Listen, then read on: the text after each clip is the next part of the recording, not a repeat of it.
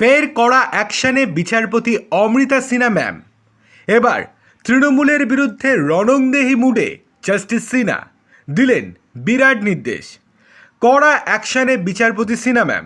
নদিয়ার পলাশীপাড়ায় ব্যক্তিগত জমি দখল করে পার্টি অফিস করে তুলেছে তৃণমূল। এই অভিযোগেই মামলা দায়ের হয় কলকাতা হাইকোর্টে। মঙ্গলবার সেই মামলার শুনানিতে বিচারপতি অমৃতা সিনহার সাফ নির্দেশ, আগামী 20 দিনের মধ্যে মামলাকারীকে তার জমি ফিরিয়ে দিতে হবে আর পার্টি অফিস ভেঙে গুড়িয়ে দিতে হবে। এই দিন আদালতে মামলাকারীর আইনজীবী জানান, পলাশীপাড়ার এই জমিটি দোকান করবেন বলে কিনেছিলেন তার মক্কেল। তবে সেই জমি জবরদখল করে পার্টি অফিস করে তোলে তৃণমূল।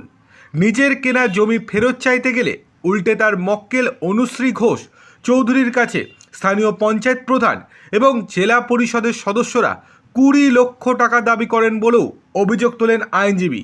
পাল্টা প্রধান ও জেলা পরিষদের সদস্যরা আদালতে জানান, ওই জমি বহুদিন ফাঁকা পড়েছিল, তাই পার্টি অফিস তৈরি করা হয়। এরপরই আগামী ওই জমির ফিরিয়ে দেওয়ার কড়া নির্দেশ দেন বিচারপতি। শুধু তাই নয়, ওই জমিতে নির্মাণ কাজের অনুমতি কে দিয়েছিল সে কথাও আদালতে জানানোর নির্দেশ দিয়েছেন বিচারপতি অমৃতা সিনহা ম্যাম। এই দিন জমি সংক্রান্ত ওই মামলার শুনানিতে স্থানীয় বিএলআরওকে মামলাকারীর জমি চিহ্নিত করে ফিরিয়ে দেওয়ার নির্দেশ দিয়েছে কলকাতা হাইকোর্টের বিচারপতি অমৃতা সিনহা ম্যাম।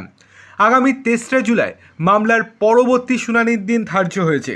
প্রসঙ্গত, এই প্রথম নয়, কিছুদিন আগেই খাস কলকাতার নিউ টাউনের সরকারি জমি দখল করে গড়ে তোলা তৃণমূলের দপ্তর ভেঙে ফেলার নির্দেশ দিয়েছিলেন বিচারপতি অমৃতা সিনহা ম্যাম। এবারও সেই একই পথে হাঁটলেন বিচারপতি অমৃতা সিনহা ম্যাম।